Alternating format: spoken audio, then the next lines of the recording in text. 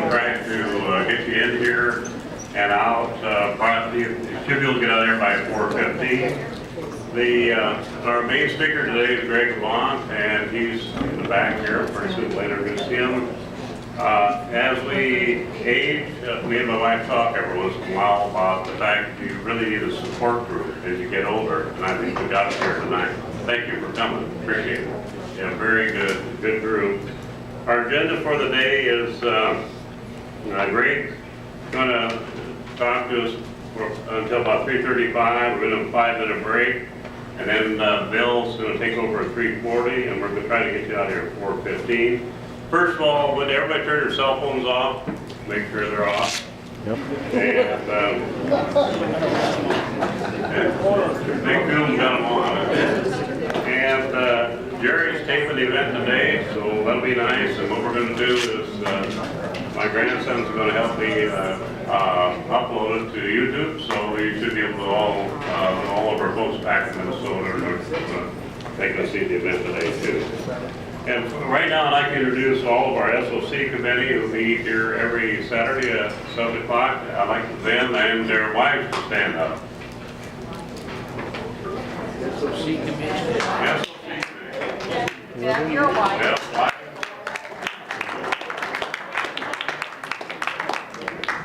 Okay, and last but not least, a lot of times there's some good things happen as you go along, but one of our neighbors here in the crowd, believe it or not, got a hole in one yesterday on hole number 5. So Dean Guest, please stand up. He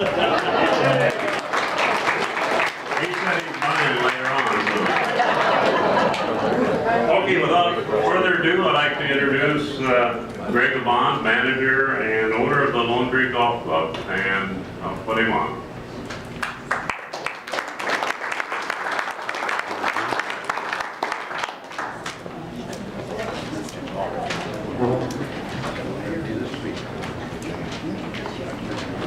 Hey, Greg.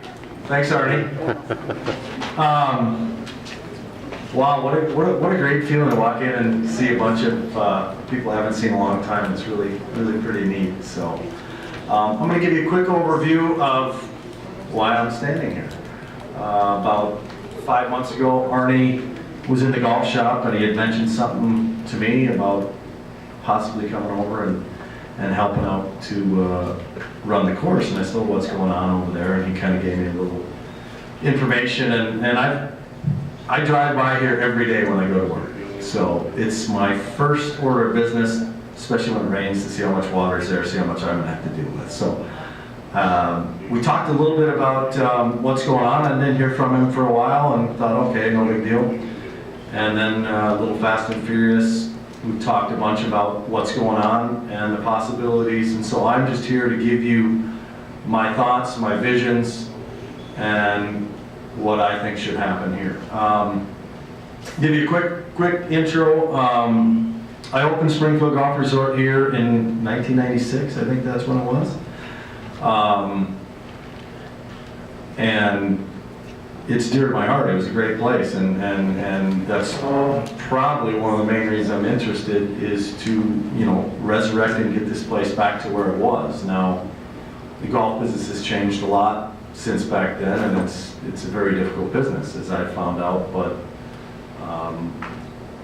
we got a great team, and we know what we're doing, and we have a lot of great ideas. So I look at this, and I think about. When I left here, I went over to Lone Tree, to open Lone Tree with Pulte Homes, and I knew what I was getting into with the hopes of possibly being an owner over there, and it worked out great, and I've been there since 2000.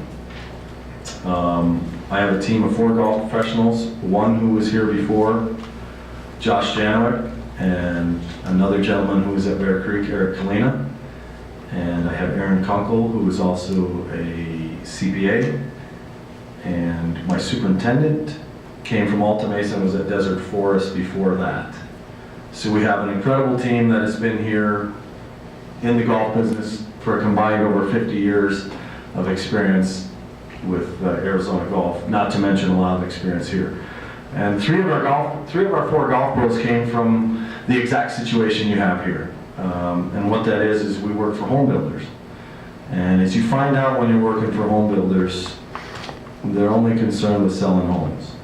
And I understand that. And so sometimes, and as you find out, the bill of goods that you get isn't exactly maybe what you thought. And what I mean by that is they're here to sell homes, so 10, 11, 12, when that pocket is going to be sold, we're going to spend extra money on overseed, we're going to make sure blah, blah, blah, so that we can sell those homes. You get it? That's what they do. They've never been concerned about golf course profitability, because profitability is in the homes, and that's also in the lot premiums that are sold for the homes. So you got 3 golf vessels of our 4 that have been working for companies like that. That's a huge advantage, because with our experience for the past 10 years, what we've had to do and what we've done is learn how to control our costs, learn how to deal with what we have without sacrificing quality. And that's really a huge advantage for us, knowing what you have here and the situation that you have here. And those of you that have come over to Lone Tree have seen what we've done and what we were up against after 2005 when we got the golf course, because we had a lot of similar conditions as this, because they weren't concerned about spending money to improve the golf course at that time. They were only on their exit strategy. Our vision for here is a clean, manicured, active, quality golf course, just as it was when I was here, 15 years ago, 16 years ago.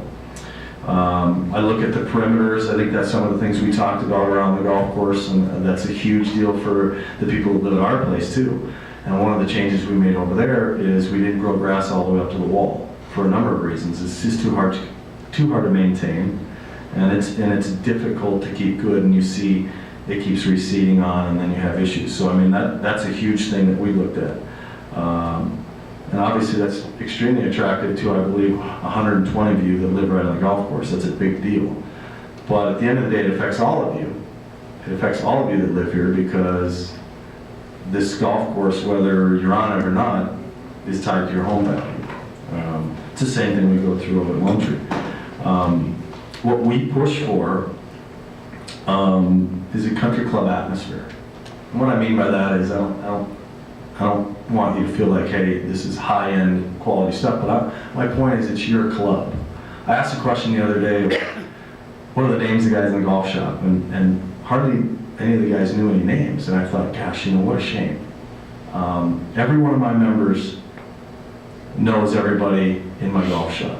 And that's what you should have. You should have that sense of community. You should have that sense of, this is my club.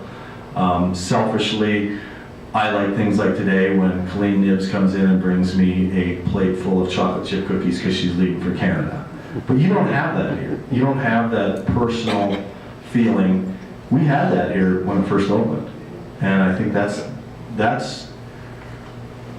in its essence, that's ultimately what you have to have here, because this golf course right here, it has to be, just like ours, has to be fully owned, fully embraced by the community first. Because if it isn't, you're gonna keep going through the same things, in my opinion. And I think I've heard the arguments of, well, the same thing we've gone through over there. I've been asked many times, is a golf course for sale? Or I've heard the golf course for sale, and I said, it's always for sale, but I'm not looking to sell it. And my point is the same thing that could happen over there could happen here. What I mean by that is we could let it go and it could be open space, but the bottom line is then all of you have to maintain it, and then there's your HOA dues and things like that. So regardless of what choice you make, just understand and go into it with eyes wide open that there are things you have to deal with. Some of the things that we strive and what I would push for is, like I said, having that proud feeling of, this is my golf course. This is, you guys got to come over and play. You can't believe how good the greens are. You can't believe how great it is. You got to come see so-and-so in the shop. The other things we have is, I saw just the other day with people leaving, our maintenance guys. Our maintenance guys do work for the people that are leaving for the winter time, or for the summertime. and they take care of their lawn, and they know the guys even on my maintenance crew, which is huge for me. The more touches I can have with my members, my people that live there, that know everybody that works there, there's your family, there's your community, there's your feeling that this is my place. And now, it's great to see Luis and say, where are you going? Well, I'm going over to Mr. Johnson's because he's leaving tomorrow. I gotta make sure sprinklers are ready for the summer and so his grass doesn't die and all that good stuff. That's a great feeling for me. That's easily attained. You have to grow to get there.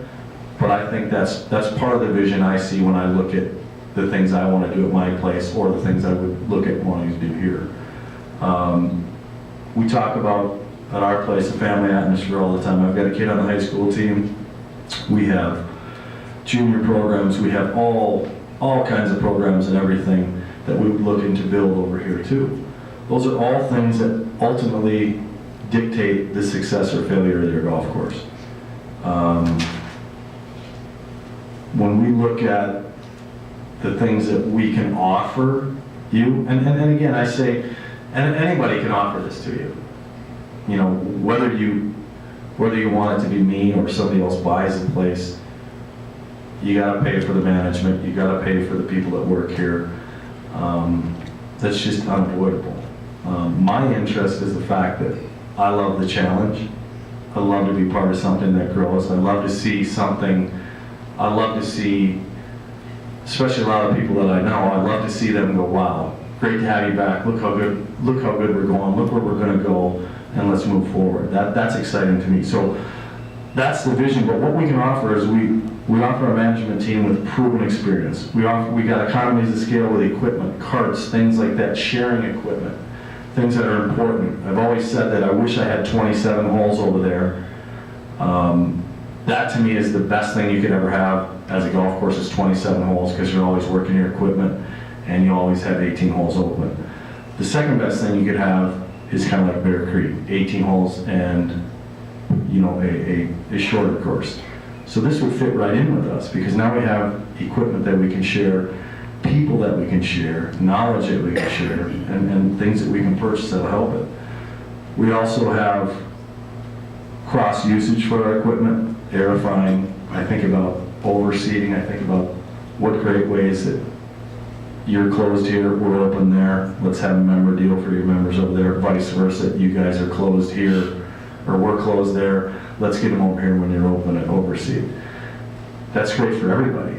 That's great for my members. That's great for your members. And I was reminded, and I think that as you sit out there, no matter who it is, you think it's all about him.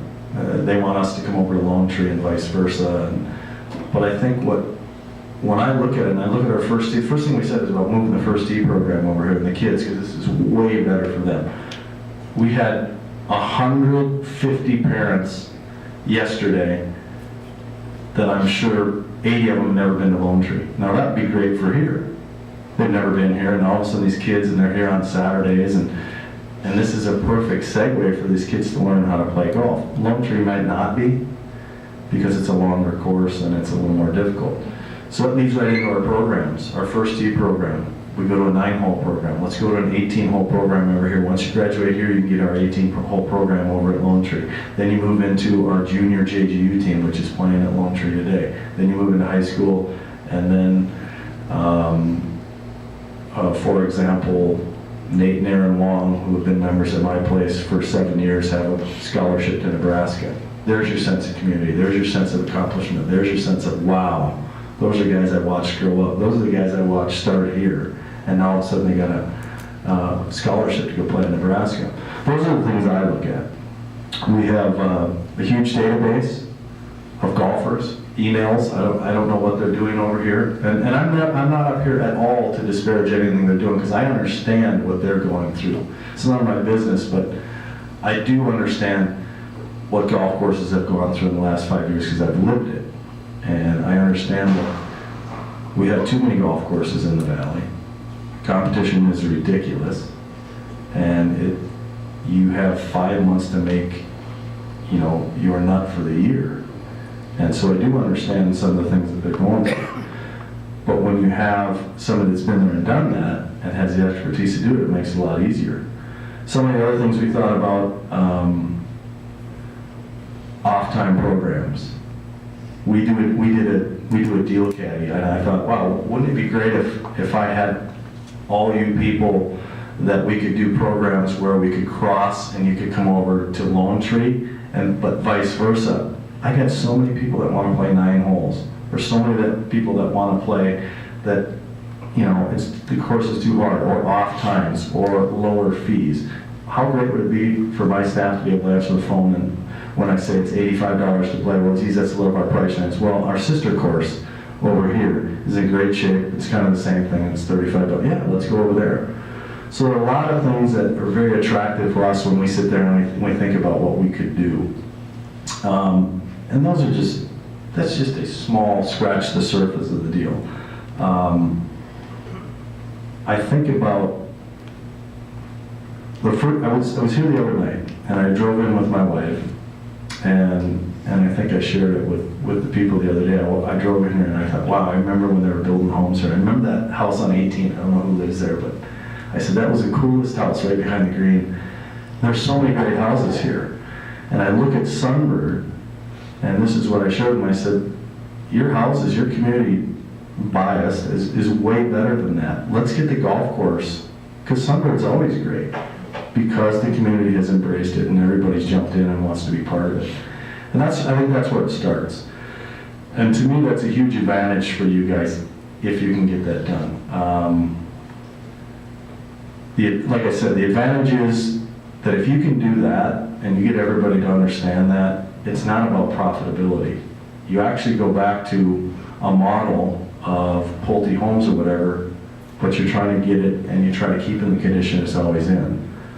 The problem with the golf course purchases, sales, owners, and everything, the next guy coming in is always smarter than the last guy. I can do better than him, I can make more money, I can do this. That's not always the case, because it is very difficult.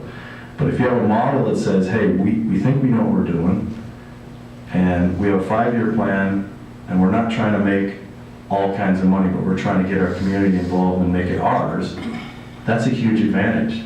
So if you can do that,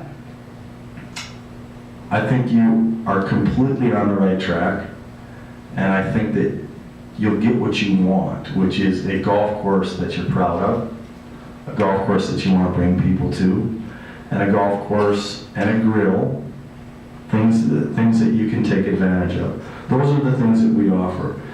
The bottom line is, for us, we have the knowledge, we have the team, and we have the right attitude, and we have proven experience. I think that one of my guys was talking to me and he said, well, what are some of the first things you would do when you went in there? And I said, well, I think the first thing I would do would be some real cleanup. I would think about the areas and make it a cleaner look, make some edging, make the areas very simple, clean look for all of you. It starts there. We start building on that, and then we start building. It's not about coming in here and raising greens fees and raising membership dues and getting money that way. That's not what it's about. It's about wanting you guys to come back and wanting to be members again, wanting to play golf there. And the reason why I know that is because 3.5 years ago, when my dad talked about going through the toughest economic times that he's been through, and I'm owning a business at that time, and I went through it and I said, okay, what are we going to do? And we decided to put our bootstraps on and spend money when nobody was spending any money. And it's paid incredible dividends. And that's not like we spent a ton of money, but we wanted to show everybody that our goal, and we're going to be here. We're not going anywhere. We're trying to make it better. And it's paid a lot of dividends in the last 2 years. And I've seen a lot of other courses that went the other way, didn't spend money, and now they're paying the price for, I don't have equipment, my irrigation's going down, and all of a sudden summer's coming and they don't have any good turf. So there's your experience. I would welcome the opportunity, and to me, a big part of that is I love a challenge, and I would really enjoy that. And I think, like I said, a lot of great people here. I know a lot of the people here. So if you see fit, and it works out for you, I know we'd be a great fit for you, and we'd love to do it. So for those of you that have not been over to Lone Tree and you're thinking about this whole thing, please come over and check it out. Please check out our turf. Please check out our clean look. Please check out our grill. And that's really what really what you would see if we were here, because that's what we do and that's what we've done. So that's about all the exciting stuff I have for you. Thanks for your time, your consideration. I will answer any questions if I can. Is that about it, Ernie? Well, yeah, I think it's good to open up for questions. Sure. Anybody have any questions? Are we talking about the present ownership's keeping it and you managing it, or are you buying it and running it? or- I am not interested in buying the golf course. But I say that, the reason why is because that's your advantage. And what I mean by that is, if I was going to buy the golf course, I would have to go find, and I would only find one investor, but I would have to tell him I need an ROI of 18%, blah, blah, blah, so now all of a sudden I have to raise all of your fees and everything. That's not attractive to you. So what I look at is, if you can get this done, to me, it'd be great if the community owned it, that'd be fantastic. I don't know if that can happen, but I know there's a lot of different things you're looking at. But my interest is not in buying the golf course, because I know how hard it is to sustain profitability at a golf course. But I do know over at Lone Tree in the last 2 years, we've finally started breaking even. But we also take care of our people, and right now that's more important, so that hopefully when the real good times come, they can really be rewarded, and my good people stick with me. So. Hey, Greg, you mentioned earlier, you said Sunbird is not it is a great course because of the community, but it's not about profitability. Can you expand on that comment? Yeah, I think that, I know Sunbird's not making a bunch of money. So my point is every time I've been over there, the golf course is in great shape. And I know that their community is completely involved in the golf course. I know what they've gone through, because I used to have a guy that worked for me that lived there, and he was always, how do you make money, and and I said, it's tough. It's tough to make money at a golf course. But if that's your main goal, maybe that's what you get. Sometimes you sacrifice all of your expenses at profitability. That's not my goal, and I know that's not what Sunbird does. I don't know if that answers your question, but that's the way I look at it. And I think that, like I said, that's a model. I think that I would lean on them a lot and talk to them a lot about what they do. I know they have a lot more rooftops, but I don't think they have a lot more expendable dollars over there. Yes, sir. Greg, I'd like to express that a lot of people think you have to make a profit. A homeowner association just has to break even. They're not in it to make a profit. So you got to make it so that you're breaking even. Yeah. That's why you're better off than an investor. Investor has to make that even. Amen. The investor's going to put, easy figure, let's say, where are you going to spend $1 million? The guy's going to want $180,000 a year, or he's going to want $9,000 in interest. You got luxury if you're an HOA. You don't need to make that money. Now, one of the things I've always pushed for over at Solera and Lone Tree, and that probably will never happen, but I try to keep their eyes open to it, is I've always said, just give me a $2 a month beautification fee that goes to the golf course, and then you can use it for whatever you want. I'll put benches out or whatever. And they have never adopted that, which always blows me away, because that's their money. And they have all this reserve money that they never use. But those are always interesting and intriguing things. There's another huge advantage if you own it. You set the rules. You can fix that money where you want, and that's the other advantage you have, is when you bring a management team in. Hey, we want to start here. First thing you want is our bunkers. Okay, well that's not what I would do first, but that's what you want, I'm going to go do it. That's the advantage you have, like I said, other than an owner coming in there and saying, well, I'm going to do this X, Y, Z. Now I would certainly give what I think needs to be done first, but again, it's prioritize what you as a community or whoever the owner is wants. But I think you make a great point, that an HOA doesn't need to make money. It needs sustainability, and it needs to, the understanding needs to be that we have this great entity and piece of property, we gotta take advantage of it. And to let it sit and be idle, doesn't make a lot of sense to me. Yes, sir. Greg, an easy question. When you managed the golf course, did it sustain itself, or did Pulte have to, subsidize it? Yes, great question, Red. They subsidize it a bunch, but you gotta remember, the reason why they subsidize it is because they were spending a lot of money to sell homes. But I think by the end of it, I believe I know one year we made money, and that was, I don't remember what year it was, but, yes, again, that model is obsolete because, you know, they were, I remember spending, we're gonna overseed this entire hole. I'm like, we're gonna have one hole overseeded and completely, and the rest of the golf course isn't. Or actually, I think the first 2 years, the whole golf course was overseeded completely, and it was awesome. So, but I do know they put money in every year, with the exception of 1 year. I know we made money when I was here. Greg, you said that the bunkers wouldn't be your first priority. What would be?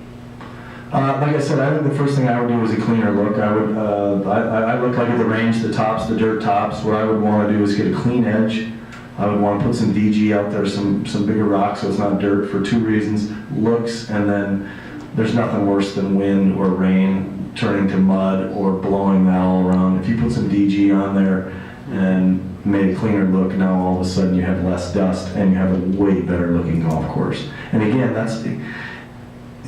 you got to remember, Pulte, a lot of the mistakes they made here, they fixed over there. They didn't fix them all, trust me. There were a lot of things we had to do different, but that was one of them, not going all the way to the edge with turf.